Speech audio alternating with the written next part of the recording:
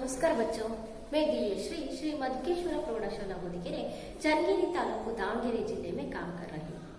देखिए बच्चों, कल 10वीं कक्षा में ये व्याकरण के बारे में जानकारी प्राप्त करेंगे। व्याकरण में ये प्रेरणात्मक क्रिया के बारे में देखना चाहिए और ये संधि के बारे में थोड़ा सा जानकारी प्राप्त करेंगे। क्या है संधि, क्या है संधि में कितने भेद है और संधि में ये दीर्घ संधि स्वर संधि के पहले उदाहरण कौन सा है। पहले संधि ये दीर्घ संधि के बारे में जानकारी प्राप्त करेंगे कल। आज संधि के आगे का भाग देखना चाहिए। ये दीर्घ संधि के बाद ये गुण संधि आते हैं। क्या है गुण संधि? गुण संधि, गुण संधि मतलब क्या? यदि अ या आ के बाद ई या ई, उ या उ और रू आए तो दोनों मिलकर क्रमशः ये, वो और अर हो जाता है। क्या है? पुस्तक में है, आपके पुस्तक में है। क्या है? ये दीर्घ संधि। ये दो सवर्ण स्वर मिलकर गुण संधि। दीर्घ संधि क्या होते हैं? ಒಂದೇ ಸ್ವರದ ಏನು ಅಕ್ಷರಗಳು ಬಂದು ದೀರ್ಘ ಆಗೋದು, ದೀರ್ಘಾಕ್ಷರಗಳು ಆಗೋದು। ಆದ್ರೆ ಗುಣ ಸಂಧಿ ಆ या आ के बाद ई या ई ये दीर्घ ह्रस्वाक्षर दीर्घाक्षर ಎರಡು ಬರುತ್ತೆ। और उ या उ और रू आए तो दोनों मिलकर ಎರಡು ಸೇರಿದಾಗ ಏನಾಗುತ್ತೆ? क्रमशः ये, वो और रू के लिए और आते हैं। अर्थ आಯ್ತಾ? ರೂ ಏನಾದ್ರು ಋಷಿ ಅಥವಾ ಸಪ್ತ ಋಷಿ ಈ ರೀತಿ ಬಂದಾಗ ಏನಾಗುತ್ತೆ? ಅರ್ ಅಂತ ಬಂದಿದ್ದು ರೂ ಏನು ಅರ್ ಆಗುತ್ತೆ ಋಷಿ ಅಂತ ಬಂದಾಗ। ऐसे ये संधि को क्या कहते हैं? ये गुण संधि कहते हैं। देख लीजिए, आ या आ के बाद, आ या आ के बाद ई या ई, उ या उ के बाद रू आए तो दोनों मिलकर ಎರಡು ಸೇರಿದಾಗ ಆ ಮತ್ತೆ ಆ ಸೇರಿದಾಗ ಏನಾಗುತ್ತೆ? ಎ ಆಗುತ್ತೆ, ಓ ಆಗ್ಬೋದು ಅಥವಾ ರೂ ಸೇರಿದಾಗ ಹರ್ ಆಗ್ಬೋದು। ಈ ರೀತಿಯ ಒಂದು ಸಂಧಿಗಳಿಗೆ ನಾವು ಗುಣ ಸಂಧಿ ಅಂತ ಕರಿತೀವಿ। ಉದಾಹರಣೆ ಇಲ್ಲಿದೆ, गज प्लस इंद्र। क्या है? गज, जा में क्या है? अ प्लस इंद्र, ये ई, ये दोनों मिलकर क्या होते हैं? गजे, एकार। ये अ और ई, ये दोनों मिलकर क्या होते हैं? एकार आते हैं। और परम, परम म में क्या है? आय और ई, ये दीर्घाक्षर ई, ये दोनों मिलकर परमे अल्वा एकार अल्वा। ಹೀಗೆ वार्षिकोत्सव, वार्षिक प्लस उत्सव, वार्षिक क में आ है और उ उत्सव, ये दोनों मिलकर वार्षिको, को में औ, वो क्या है? वो है से। और सप्त ऋषि, सप्त प्लस ऋषि, सप्त ऋषि। त में क्या है? त अ प्लस रू अल्वा, अ प्लस रू, ये दोनों मिलकर क्या होते हैं? सप्तर्षि, अर ऋषि, अर्षि, अर आते हैं। क्या है? अर आते हैं। ಅರ್ಥ ಆಯ್ತಾ? ಇಲ್ಲಿ ಮತ್ತೊಂದು ಸ್ವಲ್ಪ ಉದಾಹರಣೆಗಳಿದೆ, ನೋಡ್ಕೊಳ್ಳಿ। ಏನು? ಅ ಗಜೇಂದ್ರ ಆಯ್ತು, ಪರಮೇಶ್ವರ್, पर प्लस ईश्वर ಇದೆಯಲ್ಲ, परमेश्वर पर प्लस ईश्वर। म परम में क्या है? अ है और ईश्वर में दीर्घाक्षर ई, ये दोनों मिलकर क्या होते हैं? परमे, परमेश्वर। में क्या होते हैं? एकार आते हैं। और महेंद्र, महा प्लस इंद्र, महा, हा ये दीर्घ आ, ह्रस्वाक्षर ಅಲ್ಲ, ದೀರ್ಘ ಅ ಪ್ಲಸ್ ರಸ್ವ ಇ, ಇಂದ್ರ ಅಲ್ವಾ? ಎರಡು ಸೇರ್ಬಿಟ್ಟು ಎ ಮಹೇ, ಆನರು ಬರ್ಲಿ ಆನರು ಬರ್ಲಿ। ಅರ್ಥ ಆಯ್ತಾ? ದೀರ್ಘಾಕ್ಷರರು ಬರ್ಬೋದು, ರಸ್ವಾಕ್ಷರರು ಬರ್ಬೋದು, ಏಕಾರ ಆಗುತ್ತೆ।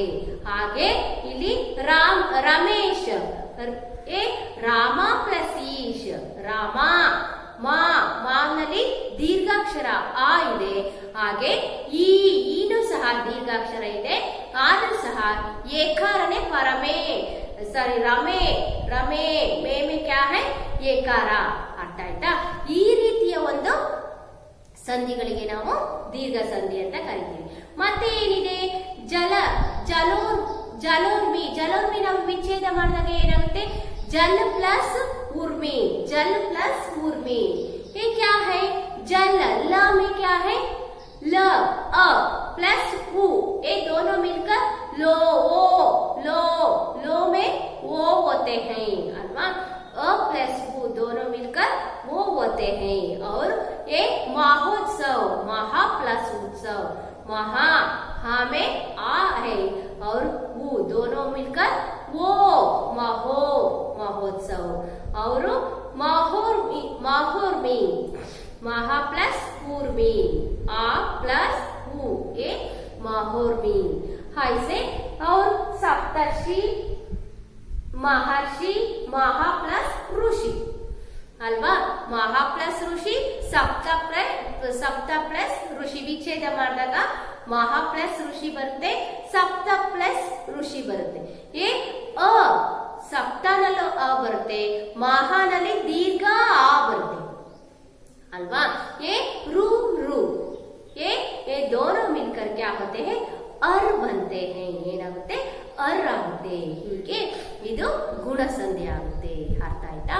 ಆ ಯಾ ಆ के बाद ई या ई ऊ या ऊ और रू आए तो ಯಾದರೂ ಬರಲಿ ಆ ಅಥವಾ ಈನರು ಬರಲಿ, ಆ ಅಥವಾ ಈನರು ಬರಲಿ अथवा अ प्लस ऊ ಬರ್ಬೋದು.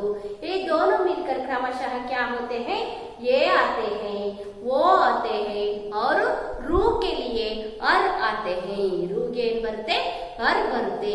ಈ ರೀತಿ ಬದಲಾವಣೆ ಆಗ್ತಕ್ಕಂಥ ಸಂಧಿಗಳಿಗೆ ನಾವು ಗುಣ ಸಂಧಿ ಅಂತ ಕರಿತೀವಿ. ಅರ್ಥ ಆಯ್ತಾ? नेक्स्ट ये स्वर संधि में और कुछ उदाहरण है. ये क्या है? ये गुण संधि के बाद वृद्धि संधि. मालूम है वृद्धि संधि? हाँ, वृद्धि संधि को देखिए. वृद्धि संधि क्या है?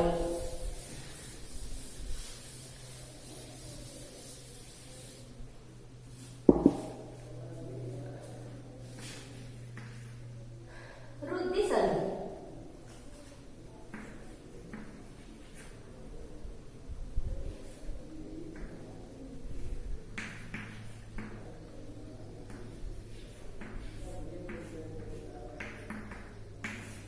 ये क्या है? यदि आ या आ के बाद आ या आ के बाद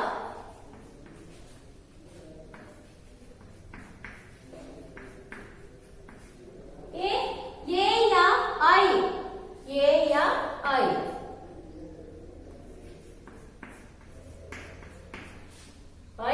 आए तो ये दोनों के स्थान में ये आए तो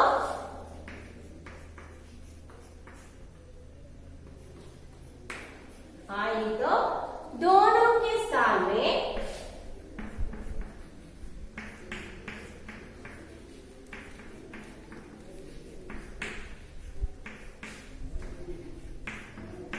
दोनों के स्थान में आई तथा अ आई सॉरी ये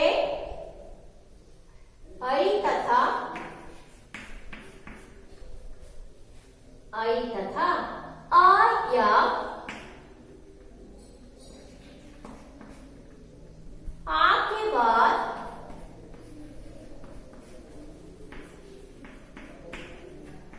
क्या है? वो या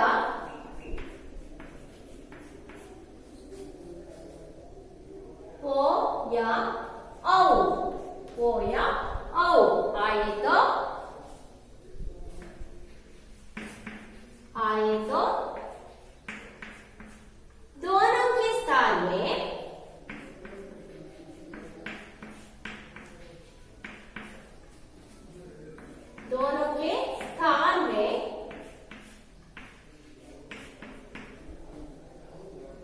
औ हो जाता। क्या हो जाता? हाउ हो जाता।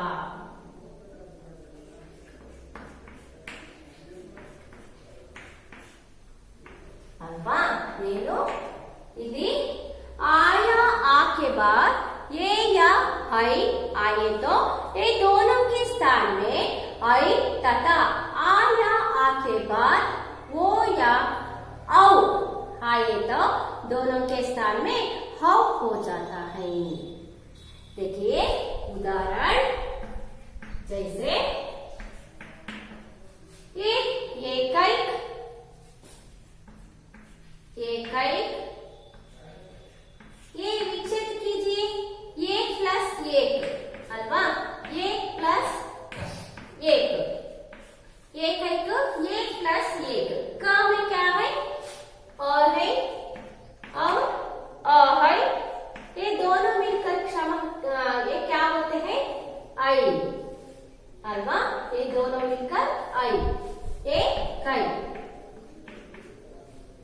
ಅರ್ಥ ಆಯ್ತಾ? ಹಾಗೆ ಇಲ್ಲಿ ಸದೈ, ಸದೈ ಇರ್ಬೋದು ಅಲ್ವಾ? ಸತ್ ಪ್ಲಸ್ ಸದಾ ಪ್ಲಸ್ ये सदा, अ प्लस ये क्रमशः क्या होते हैं? दै, ऐ, अल्वा ऐ। ಹೀಗೆ ಹಾಗೆ माहेश्वर ಇದೆ, महा प्लस ईश्वर, महा, अ प्लस ऐ, ये दोनों मिलकर क्या होते हैं? ಐ आते हैं। ಅರ್ಥ ಆಯ್ತಾ? ಎ ಬಂದ್ರು ಏನು ಐ ಬಂದ್ರು ಏನಾಗುತ್ತೆ ಅಲ್ಲಿ? ಐಯೇ ಆಗೋದು। ನೆಕ್ಸ್ಟ್ ಪರಮೌಷಧ, वनौषध, परमौज, परमौज, परम प्लस औज, परमौज। ये क्या है? परम, म में क्या है? अकार है, और ओज, ओज में क्या है? ओकार है। ये दोनों मिलकर क्रमशः औकार आते हैं। अर्थ आಯ್ತಾ? ಈ ವನೌಷಧಿ ಇರಬಹುದು, ಮಹಜಸ್ವಿ ಇರಬಹುದು, ಮಹೌಷಧಿ ಇರಬಹುದು, ಏನು ಆಕಾರದ ಮುಂದೆ ಓಕಾರ ಬಂದು ಅವೆರಡೂ ಸೇರ್ಬಿಟ್ಟು ಏನಾಗುತ್ತೆ? ಔಕಾರ ಆಗುತ್ತೆ। ಆಕಾರದ ಮುಂದೆ ಔಕಾರ ಬಂದ್ರೂ ಸಹ ಅದೇನು ಸೇರ್ಬಿಟ್ಟು ಔಕಾರನೇ ಬರುತ್ತೆ। ಈ ರೀತಿಯ ಸಂಧಿಗಳಿಗೆ ನಾವೇನಂತೀವಿ? ಯಾವ ಸಂಧಿ ಅಂತೀವಿ? ವೃದ್ಧಿ ಸಂಧಿ ಅಂತ ಕರಿತೀವಿ। नेक्स्ट एंड संधि। क्या है एंड संधि? देख लीजिए एंड संधि। ಏನು एंड संधि ಅಂದ್ರೆ ನೋಡೋಣ ಹಾಗಾದ್ರೆ।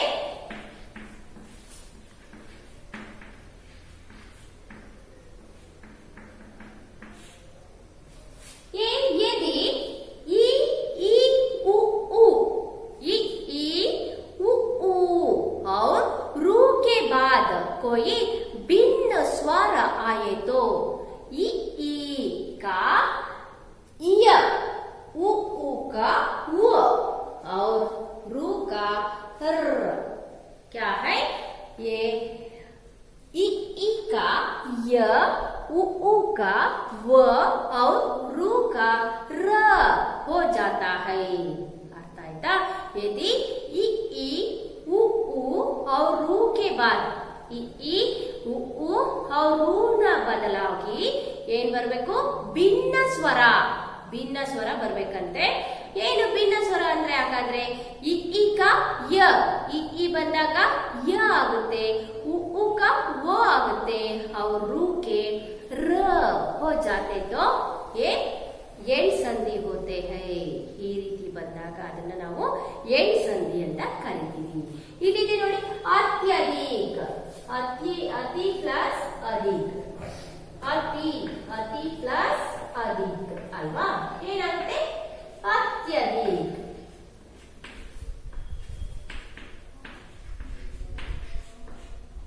अत्यधिक अल्वा। ಇಲ್ಲಿ ನೋಡಿ, ಇಲ್ಲಿ ಹೇಳಿರೋದೇನು? ತಿ ಇಕಾರ ಬಂದು अल्वा और प्लस अ, ये दोनों मिलकर क्या होते हैं? ಯಾ ಯಾ ಯಾ ಅರ್ಥ ಆಯ್ತಾ? ಈ ಬಂದು ಆ ಬಂದು ಏನಾಗುತ್ತೆ, ಅವೆರಡು ಸೇರ್ಬಿಟ್ಟು ಯಾ ಬರುತ್ತೆ. ಅಥವಾ ಈ ಬಂದ್ರು ಯಾರೇ ಆಗದು, ಆ ಬಂದು ಈ ಬಂದ್ರು ಯಾರೇ ಆಗದು. ಇತಿ ಇತ್ಯಾದಿ ಇದೆ ನೋಡಿ. ಇತಿ ಇ ಪ್ಲಸ್ ಹಾ ಈಕ್ವಲ್ಸ್ ಏನಾಗಿದೆ, ಯಕಾರ ಆಗಿದೆ, ಯಾಕಾರ ಆಗಿದೆ. ಹಾಗೆ ಏನು, ಪ್ರತ್ಯುಪಕಾರ ಯಕಾರ ಬರುತ್ತಪ್ಪ ಯಾವಾಗ ಹೆಚ್ಚಾಗಿ. प्रत्युपकार, प्रति ती में क्या है, इकार है. और उपकार में ऊ है. ये दोनों मिलकर यू आते हैं. और ऊ प्लस और स्वागत नोड़ी ಇಲ್ಲಿ ವಕಾರ ಬರುತ್ತೆ.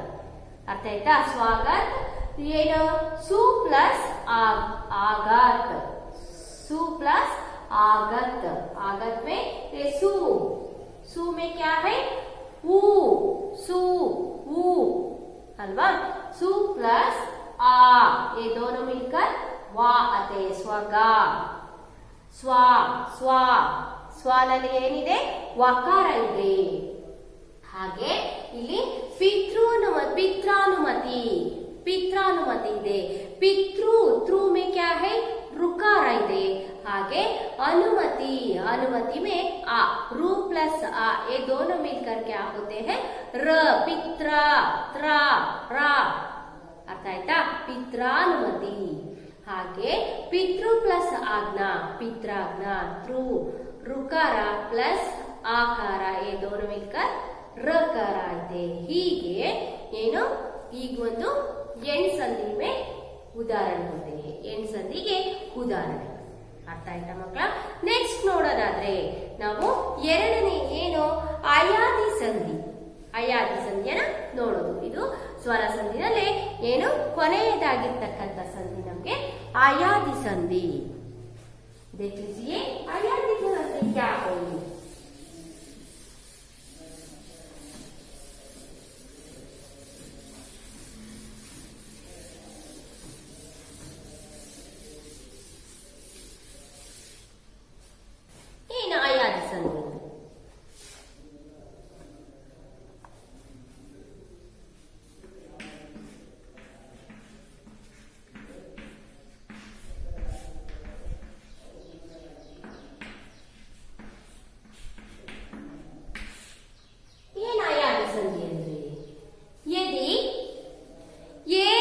आई और वो औ के बाद कोई भिन्न स्वर आए तो ये का आई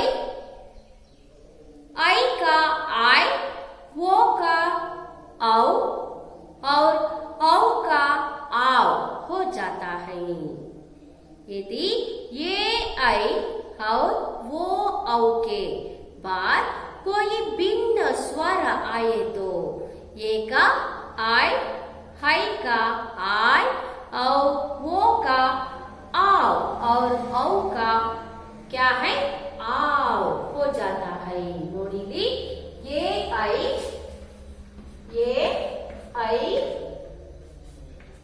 और वो औ के बाद ये क्या है,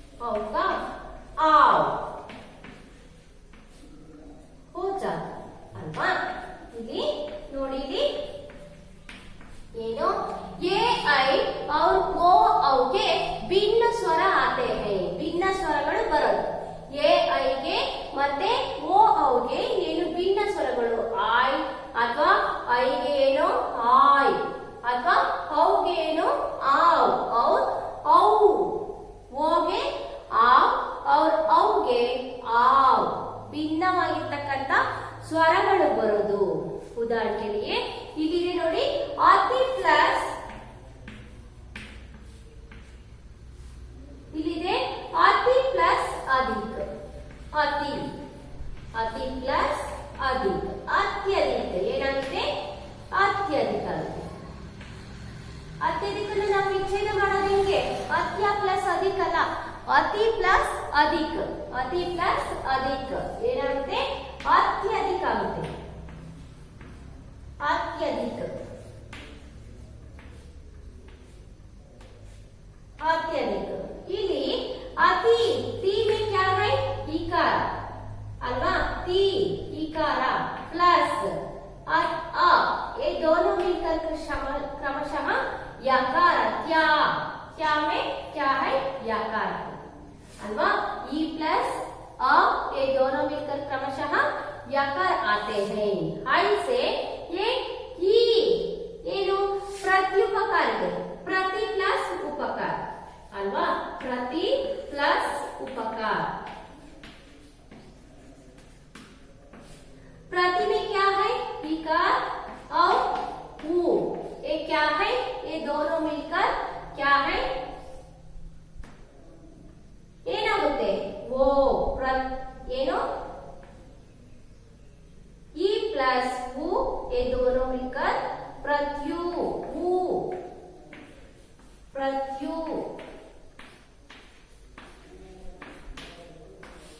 त्यु अल्वा यू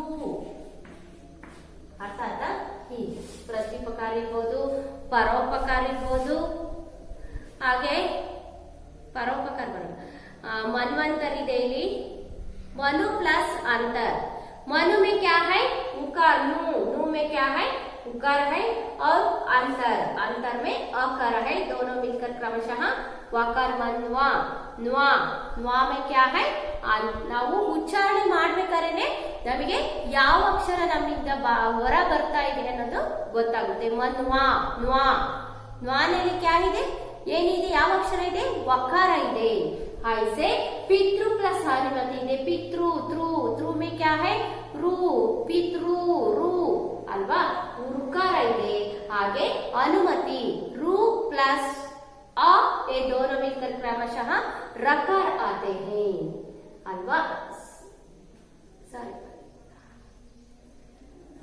ಇದು ಎನ್ ಸಂಧಿ ಅಲ್ವಾ ನಾನು ಹೀಗೆ ಹೇಳಬೇಕಾಗಿರೋದು ಆಯಾದಿ ಸಂಧಿ ಅಲ್ವಾ ಆಯಾದಿ ಸಂಧಿ ಅಂದ್ರೆ ಏನು ಹಾಗಾದ್ರೆ ಇಲ್ಲಿ ನೋಡೋಣ ए आई औ वो औ के बाद कोई भिन्न स्वर ಅಲ್ವಾ ಭಿನ್ನ ಸ್ವರ ಹೇಗೆ ಬರುತ್ತೆ ಹಾಗಾದ್ರೆ ನೋಡೋಣ ಇಲ್ಲಿ ಯಾವ ಭಿನ್ನ ಸ್ವರ ಯಾವ್ದು ಬರುತ್ತೆ ಹೇಗೆ ಬರುತ್ತೆ ಹಾಗಾದ್ರೆ ನೋಡೋಣ ಈಗ ಏನು ಚಯನ್ ಇದೆ ಇಲ್ಲಿ ಚಯನ್ ಚಯನ್ ಅನ್ನು ನಾವು ವಿಚ್ಛೇದ ಮಾಡಿದಾಗ ಏನಾಗುತ್ತೆ ಚೆ ಪ್ಲಸ್ ಅನ್ ಅಲ್ವಾ ಚೆ ನಲ್ಲಿ ಯಾಕೆ ಯಾವ ಕಾರ ಇದೆ ए प्लस अ ये दोनों मिलकर क्या होते हैं ये यकार यन अल्वा यन अयन आय हौदा छे में यकार आइते ಏನು ये दोनों मिलकर ये ಮತ್ತೆ अ ಎರಡು ಸೇರಿಬಿಟ್ಟು ಯಾವ್ದಾಗುತ್ತೆ ಹೊಸ ಒಂದು ಭಿನ್ನ ಸ್ವರ ಬರುತ್ತೆ ಯಾವ್ದದು ಆಯ್ ಅಲ್ವಾ ಹಾಗೆ ನಯನ್ ಇದೆ ನಯನ್ नयन ना ने प्लस अन अन ने में क्या है ये प्लस अ ये क्रमशः क्या होते हैं आय ये आय अल्वा आय गाया ए प्लस आय नायिक नायिक ये ना नई नई प्लस ईक ए प्लस ई ये दोनों मिलकर क्रमशः आय ಹೊಸ ಒಂದು ಏನು ಸ್ವರಾಕ್ಷರ ಬರುತ್ತೆ ಹಾಗೆ ಭವನ್ ಇದೆ ಪಾವನ್ ಇದೆ ನಾವಿಕ್ ಇದೆ ನೋಡಿ ಭವನ್ ಬ ಬೋ ಪ್ಲಸ್ ಭ धवन,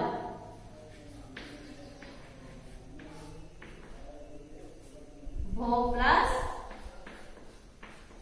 अन, बो, वो प्लस अ, ये क्रमशः क्या होते हैं? वन, आओ, ಆಯ್ತಾ? ಆವ್. ಹೀಗೆ ಹೊಸ ಒಂದು ಅಕ್ಷರ ಬರುವುದು. ಹಾಗೆ ಪಾವನ್, ಪೌ ಪ್ಲಸ್ ಅನ್, ನಾವಿಕ್, ನೌ ಪ್ಲಸ್ ಈಕ್, ಏ ನೋಡಿ ಆವ್, ಔ, ಆಮೇಲೆ ಆಯ್, ಆಯ್, ಐ, ಆಯ್, ಹೀಗೆ ಹೊಸ ಒಂದು ಸ್ವರಾಕ್ಷರಗಳು ಬರುತ್ತೆ. ಇದು ನಮ್ಮ ಏನು ಸ್ವರ ಸಂಧಿನಲ್ಲಿ ಇರ್ತಕ್ಕಂಥ ಏನು ಭೇದಗಳು ಯಾವ್ಯಾವುದು? ಮೊದಲನೇದು ದೀರ್ಘ ಸಂಧಿ, ಏನು ಅಲ್ವಾ, ಗುಣ ಸಂಧಿ, ವೃದ್ಧಿ ಸಂಧಿ, ಅಯಾದಿ ಸಂಧಿ, ಏಣ್ ಸಂಧಿ ಅಲ್ವಾ. ಹೀಗೆ 5 ಭೇದಗಳನ್ನ ನಾವು ಸ್ವರ ಸಂಧಿನಲ್ಲಿ ಕಾಣ್ತೀವಿ.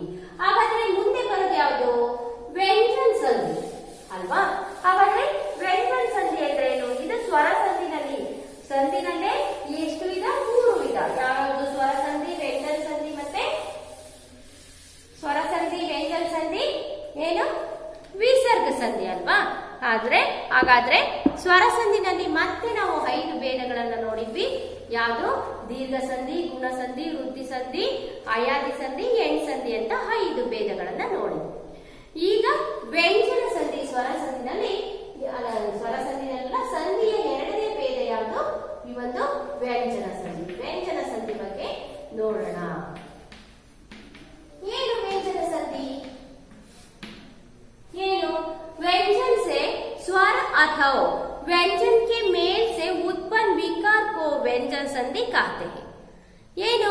ವ್ಯಂಜನ ಸೆ ಸ್ವರ, ವ್ಯಂಜನದಿಂದ ವ್ಯಂಜನ ಮತ್ತು ಸ್ವರ, ಅಥವಾ ವ್ಯಂಜನಕ್ಕೆ ಮೇಲ್ಸೆ, ವ್ಯಂಜನದಿಂದ ಏನು ಉತ್ಪನ್ನ ಆಗ್ತಕ್ಕಂಥ ವಿಕಾರಿ ಪದ ಏನಾಗಿರುತ್ತೆ? ವ್ಯಂಜನವೇ ಆಗಿರುತ್ತೆ. ಉದಾಹರಣೆ ಇಲ್ಲಿದೆ. ಏನಿದೆ? ದಿಗ್ಗಜ್ ಇದೆ. ದಿಗ್ಗಜ್, ದಿಕ್ ಪ್ಲಸ್ ಗಜ್ ಅಲ್ವಾ. ಏನಾಗುತ್ತೆ? ದಿಗ್ಗಜ್, ದಿಗ್ಗಜ್. ಇಲ್ಲಿ ಕ ಅನ್ನೋದೇನು? ವ್ಯಂಜನಾಕ್ಷರ ಅಲ್ವಾ. ಮತ್ತೆ ಇಲ್ಲಿ ಬರೋದೇನು? ವ್ಯಂಜನಾಕ್ಷರ. ಇಲ್ಲಿ 2 ಸೇರ್ಬಿಟ್ಟು ಬರೋದು ಗ ಅಲ್ವಾ.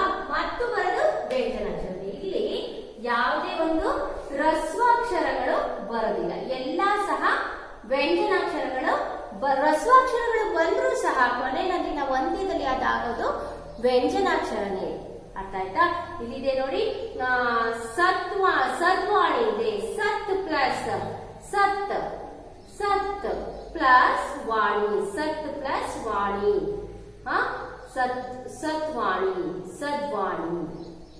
ನೆಕ್ಸ್ಟ್ ಅಚ್ ಪ್ಲಸ್ ಅಂತ್,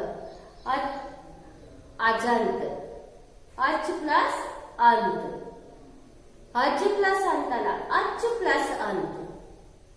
ಹಾಗೆ ಷಡ್ ದರ್ಶನ್, ಷಡ್ ದರ್ಶನ್, ಷಡ್ ದರ್ಶನ್, ಷಟ್ ಪ್ಲಸ್ ದರ್ಶನ್. ವಾಕ್ ಜಾಲ್, ವಾಕ್ ಜಾಲ್. ಹಾಗೆ ನೆಕ್ಸ್ಟ್ ತದ್ರೂಪ್, ತತ್ ಪ್ಲಸ್ ರೂಪ್, ತತ್. ಅರ್ಥ ಆಯ್ತಾ? ವ್ಯಂಜನಾಕ್ಷರ ಬಂದು ಏನು ಅದರ ವಿಕಾರಿ ಶಬ್ದನು ಸಹ ವ್ಯಂಜನಾಕ್ಷರನೇ ಬರುತ್ತೆ. ಅರ್ಥ ಆಯ್ತಾ?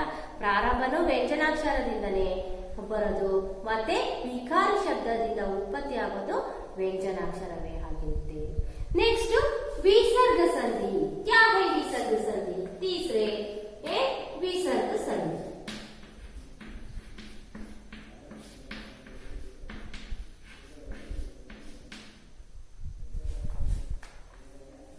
स्वरों अथवा व्यंजनों के साथ विसर्ग के मेल से विसर्ग में जो परिवर्तन होता है उसे विसर्ग संधि कहते हैं. ವಿಸರ್ಗ ಅಂತ ಕರಿತೀವಲ್ವ ನಾವು. ಈ ಒಂದು 2 ಚುಕ್ಕಿಗಳು ಬರುತ್ತಲ್ವಾ, ಇದನ್ನ ನಾವು ಏನಂತೀವಿ? ವಿಸರ್ಗ ಅಂತ. ಅನುಸ್ವರ ಮತ್ತೆ ವಿಸರ್ಗ ಗೊತ್ತಿದೆಯಲ್ಲ, ಅಮ್ಮು ಮತ್ತೆ ಆಹ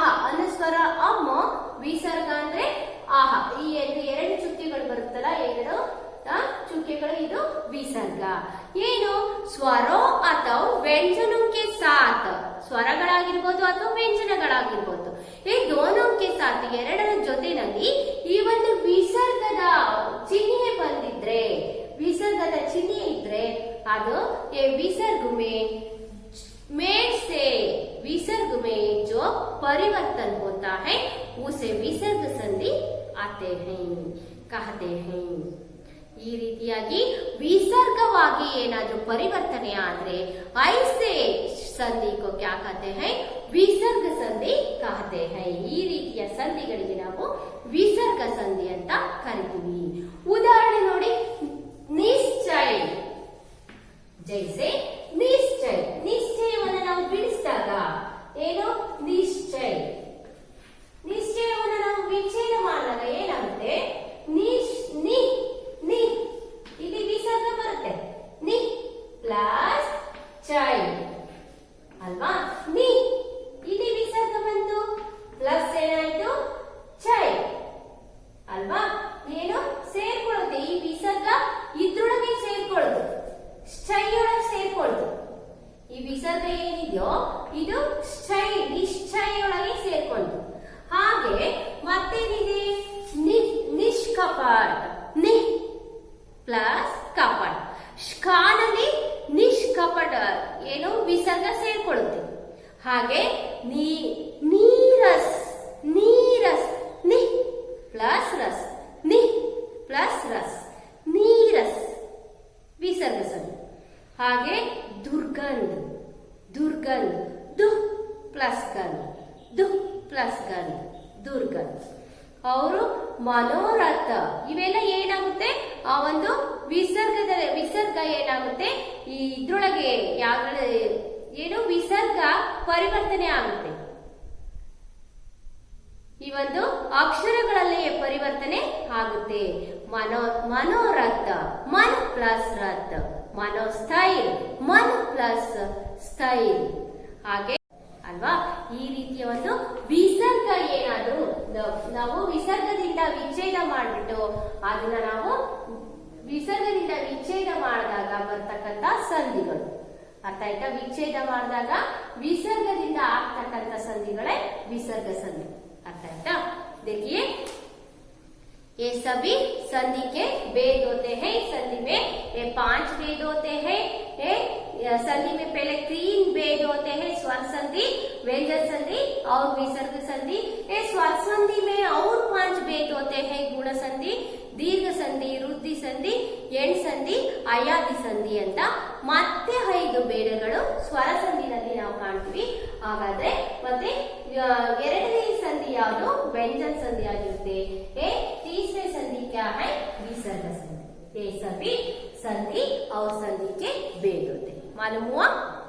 हाँ, देखिए कल ये सभी संधि के लिए आपको ये 5 ये क्या है पदों को विच्छेद कर संधि के नाम लिख लीजिए।